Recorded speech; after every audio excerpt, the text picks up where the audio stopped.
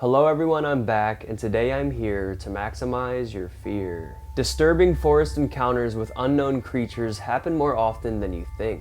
From unidentified creatures to killers and to many other unexplainable phenomena, today's video is all about the mysterious encounters people have had deep in the forest. Since the invention of trail cams, people have been capturing these strange encounters on camera, but today we will focus on heavily documented first-hand accounts. So grab your popcorn and allow your fear to be maximized as we dive into the scariest forest encounters ever.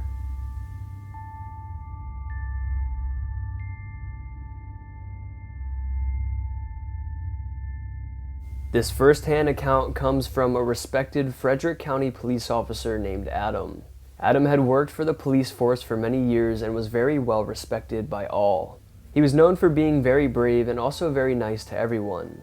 No matter how brave he was, nothing could have prepared him for this night. It was a summer night in 2015. It was a seemingly normal night on the job. Adam said he was sitting in his cruiser when he was suddenly dispatched. The officers were dispatched about a disturbance in the woods near Burkittsville, Maryland, which was only a few minutes away from where he was now.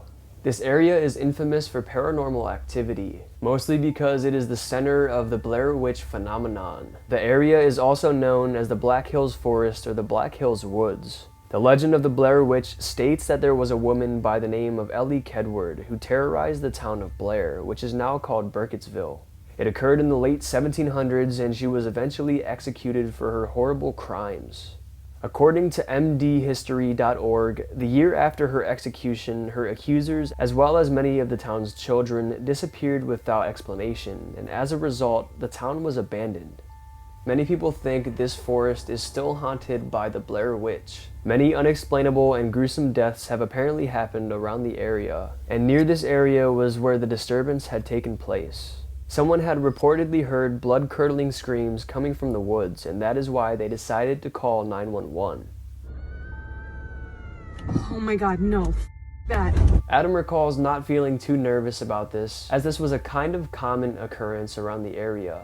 Usually they would go and shine their flashlights around the woods and have a look, and nothing would happen. But this time was very different. A few police cars arrived to the scene and began entering the woods to have a look. Adam said as soon as he stepped into the woods, he felt as if he was being watched. A feeling he had never really experienced in those woods before. He tried to continue on and shake the feeling, but something felt wrong. Despite his feelings, they carried on into the woods, flashlights in hand. They scoured the woods looking for where these sounds could have come from, but they heard and saw nothing. Just when they were about to leave and assume that everything was okay, they came across something very disturbing. It was a mutilated deer carcass. It seemed to be pretty fresh. All of its organs were seemingly ripped out of its body. Adam and all the other officers were definitely weirded out by this, but figured it was attacked by some predator. That is until they heard a branch snap right behind them. They turned fast and saw nothing. It was at this moment that they decided to head out of the woods because everything seemed to be okay. About a minute later, when they were almost out of the woods, they heard something sprinting closely behind them.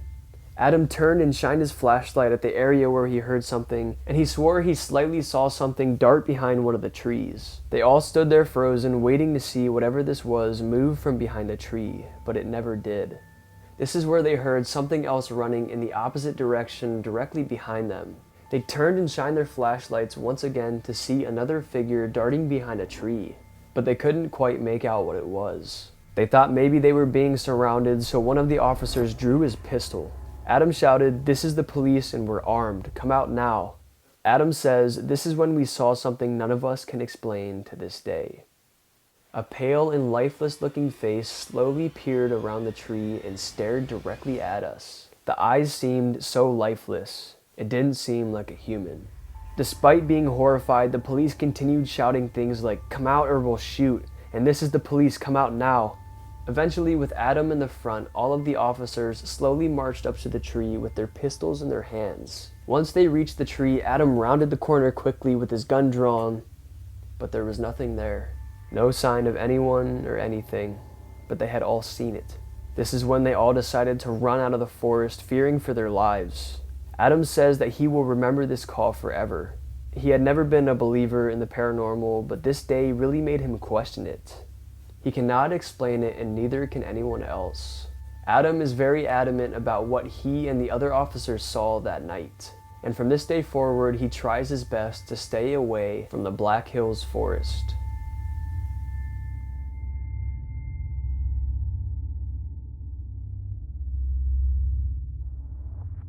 This encounter takes place way back 13 years ago in 2010. This first-hand account was told by a boy who was 17 at the time. He wishes to remain anonymous. He and his family owned a cabin on Mount Bachelor in Oregon. Mount Bachelor is a very big mountain, and it's a very popular spot for skiing and snowboarding. Every year when winter would roll around, that is when he and his family would spend a lot of time there. Every time they went, everything was relatively normal. There were no strange encounters and the area was relatively safe. That is, until this time. They, as a family, had been planning to sell the cabin in the near future because of the passing of their father. They felt the cabin reminded them too much of him and it just didn't feel the same. But the son, the 17-year-old boy who this story is about, was deeply saddened by this because he loved the cabin, and he grew up spending a lot of time there. So his mother made a compromise and said that he can take one last trip to the cabin before it is sold for good. He thought it would be almost therapeutic for him to spend some time alone in this cabin and remember his father. So a couple days later, he packed up his belongings and began his trip to the cabin. He also brought along his dog named Midnight. He eventually arrives at the cabin and gets settled in. The cabin was built in a heavily forested area with trees surrounding either side and trees to the back, but in the front was a wide open area. About 100 yards past this open area is a dense tree line, which is the beginning of many more acres of dense forest. The first couple days were relatively normal. He went snowboarding a couple times and also just hung out in the cabin. The third day arrives, and this is when the story takes a dark turn. During the day, his dog Midnight needed to go to the bathroom, so he took him outside. Once he gets outside, he looks down and sees some fresh footprints in the snow down in his front yard. It had snowed a lot that day, so they were very easy to see. The footprints started from the woods and went all the way up behind his cabin. He followed the footprints and they seemed to disappear back into the woods behind the cabin. He knows the footprints are not his because he hadn't left the cabin that day, and he knows they can't be his neighbors because they lived a pretty far distance away, and they were all older people, so why would they be hiking around the woods just to walk around outside his cabin? He definitely thought this was very strange, but he wasn't too alarmed. So he brushed it off and went about his day. But he never could have expected what was going to happen later that night. As he was sleeping peacefully, his dog Midnight suddenly jumped up out of her sleep and ran down the stairs and began pacing back and forth around the cabin. He hoped that Midnight had just needed to go to the bathroom, so he went downstairs and let him outside. However, Midnight didn't have to go to the bathroom. Seconds after he let him outside, Midnight suddenly froze, and he began dead staring directly at one of the trees in the front of their yard. He was very creeped out by this and didn't know what to do. He couldn't see whatever the dog was looking at because it was too dark, and there's no light in the middle of the woods. He ultimately decided to drag the dog back inside and attempt to go back to sleep. Midnight behaved strangely for the rest of the night, constantly standing at the top of the stairs and not wanting to get back in bed. He tries to go back to bed but can't fall asleep because he can't stop thinking about these strange happenings from today and tonight. And that's when all of a sudden, about 30 minutes later, he starts hearing footsteps on the roof directly above him. The roof is right above his head, so he knows something is on his roof. He can tell. The footsteps didn't sound human though. He said it sounded like a hoofed animal walking slowly across his roof. But if it was a hoofed animal, the only way it could have got onto the roof is from jumping from a tree or something. But he never heard a thud that indicated something had jumped onto the roof. So how was this possible? He and his dog were alert and awake, just listening to these sounds. The footsteps on the roof suddenly stopped as if the thing on the roof just completely vanished. The footsteps had been gone for a while, and now Midnight was begging to go outside to the upstairs balcony located on the front side of the house. The boy recalls that he really didn't want to go out there, but he knew he needed to go and check. So he grabbed his flashlight and hesitantly stepped out onto the balcony. The first thing he does when he gets out there is he shines his flashlight up to the roof and looks and scans across the whole roof to see if anything was up there. And sure enough, he didn't see anything at all. He feels relieved, but also wants to check the yard and the surrounding trees. So he shines his flashlight to the clearing in the front and begins slowly scanning across the whole property. He keeps scanning and scanning and scanning across the whole property until he gets to a tree that is located about 20 yards out in the front of his yard. It was the tree that Midnight was staring at earlier. Then he freezes. He didn't even know how to process what he was seeing. Seen was a horrifying looking man perched up on a branch, just staring at him with his mouth wide open. He got so scared by what he was looking at that he jumped, which caused him to drop the flashlight. He reached down quickly and picked up the flashlight and shined it at the tree again. He shined it at the exact same spot, but the man was gone. It seemingly disappeared into thin air. He grabs his dog and runs inside as fast as he can. While back inside, the boy said he just kept thinking to himself, "Did I really just see that? That was a freakishly tall man in my tree 20 feet off the ground, staring at me with its mouth wide open." He kept thinking to himself, how is this possible and what could it be? It's at this moment that he hears a slight tapping sound on the front door of his cabin. He and his dog were absolutely terrified, and he had never seen his dog act like this before. After a little bit, the tapping finally stops, but only to be followed by footsteps running around outside of his cabin. And then something begins tapping on the outside wall of the cabin. This continues for a while, this thing just running around and tapping on the sides of the cabin. At one point, it even begins tapping on the window just feet behind him. The only thing he can do is just stand there and watch this all happen. And then suddenly everything goes silent. No more tapping, no more footsteps, just silence. Then he hears footsteps on his upstairs balcony, and then tapping begins on his door leading from the balcony. The tapping goes on for a very long time until once again it finally comes to a complete stop. The boy said he was completely terrified at this point. He thought for sure that he was gonna die. Then once again the tapping starts, but this time it's on his roof. These tapping noises went on all night, circling around the cabin. He knew this man or creature or whatever the heck this thing was doing all of this. Finally it was morning and the sun had begun to come up. The tapping had stopped for a long time. He decides to go out on the balcony and check. And sure enough, there are many footprints all over the balcony. And he said he looked around at the ground surrounding the cabin and he could see a massive amount of footprints just circling his house over and over and over, which only confirmed his encounter. He had planned on staying for a few more nights, but after this encounter, he immediately knew he was not going to stay for another second. He packed up his things and left. He says that he couldn't be happier that the family sold the cabin. To this day, he still thinks about this encounter, and he still has no idea what it could have been. Could that have just been a dangerous person stalking him, or is the explanation more paranormal? The boy is left with lots of unanswered questions, and so are we. So let me know what you think in the comments, and let me know if you have any theories.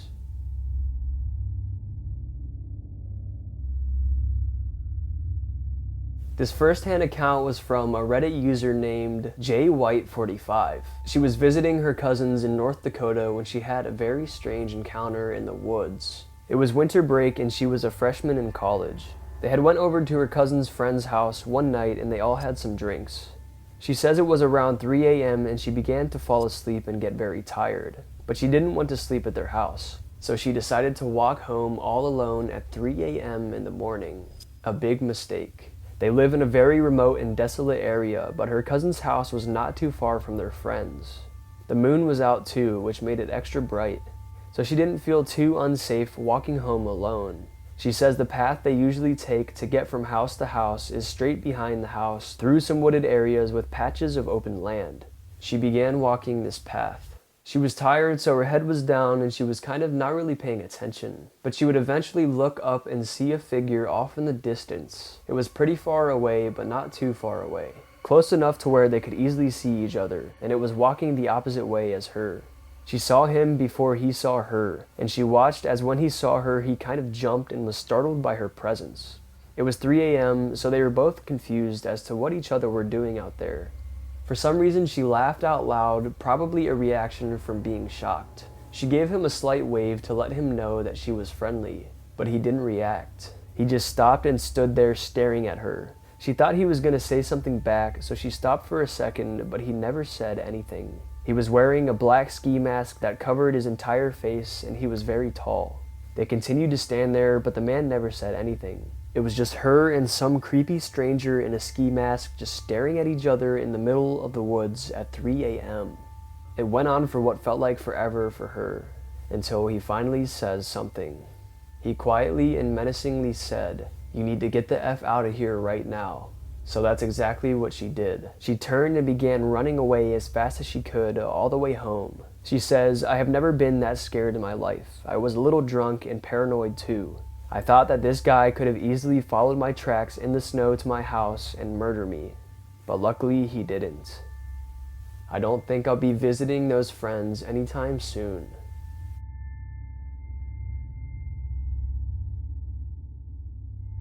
Brandon Swanson was a 19-year-old college student from Minnesota West Community and Technical College's Canby campus. He had just completed his spring semester and wanted to go out and celebrate with a few of his buddies. The classes at Minnesota West had ended for the year on May 13, 2008. Swanson decided to stay in Canby for the evening to celebrate with his friends. At 2 different parties, he was observed to consume some alcoholic beverages, but his friends said it wasn't enough to make him visibly impaired. He decided to leave the parties at around 12 a.m., and on his way home he accidentally drove his car into a ditch. He was totally fine and suffered no injuries, but at some point he realized that he was not going to be able to get his car out of the ditch, so he decided to call his parents. It was around 2 a.m. when he started the phone call. He tried to describe his location to his parents the best he could. However, he didn't really know where he was, but he thought he was near a town called Lynn, Minnesota. So his parents decided to drive to where he was to pick him up. Once the parents neared the area that Brandon said he was, they started calling out for him and yelling his name and flashing their bright lights on and off, and Brandon did the same. However, neither of them ever saw each other. They continued to drive around the near area and search for him while staying on the phone. After a while, they made the decision to meet at a nearby town since they couldn't find each other. So Brandon began walking towards what he thought was Lynn, and his father stayed on the phone with him as he walked. Approximately 47 minutes into the call, Brandon worriedly yelled, "Oh shit," and then the line cut out. This was the last thing that anyone had ever heard from Brandon. The next morning, the parents reported their son missing to the police. The police and search teams began investigating. However, later that day, the circumstances of his disappearance became more complicated when his cell phone records showed that he had been near Porter, Minnesota, which was approximately 25 miles away in a completely different direction from where he said he was. This information ultimately led to the discovery of his car near a town called Taunton, Minnesota. It's unknown if Dennis was aware that he was in a different spot than what he told his parents. Despite a massive search, including bloodhounds and hundreds of people, nothing was ever found. Brandon has never been seen or heard from ever again to this day. Some theorists believe that he had drowned in a nearby river because he was intoxicated. However, his mom, Annette, thinks otherwise. His parents did an interview with the news, and Annette said that she did not think he drowned. And his father said he did not seem disoriented or confused during their phone conversations. Another theory is Swanson is still alive and he could have intentionally disappeared, but his parents do not believe that he would have done something like that. And the investigators also said that they could not rule out foul play, even though there was no evidence of it. So it's still unknown what actually happened to Brandon Swanson, and it probably will be forever. And let me know if you guys have any other theories in the comments. Alright, I think that's going to be it for today's video. I hope you guys enjoyed, and if you did enjoy, go ahead and smash the like button's mom. Let's aim for 500 likes for another one of these scary forest encounter videos. And if you want to get to know me more, or you want to see more of my spooky content, you can go ahead and follow me on Instagram, MaxwellFear, or you can go ahead and follow me on TikTok, MaximumFear. And also be sure to subscribe to the channel because only 4% of you guys are subscribed. And be sure to hit that notification bell so you don't miss another one of my videos. Alright, I hope your fear was maximized. Thank you all so much for watching, and I'll see you in the next one.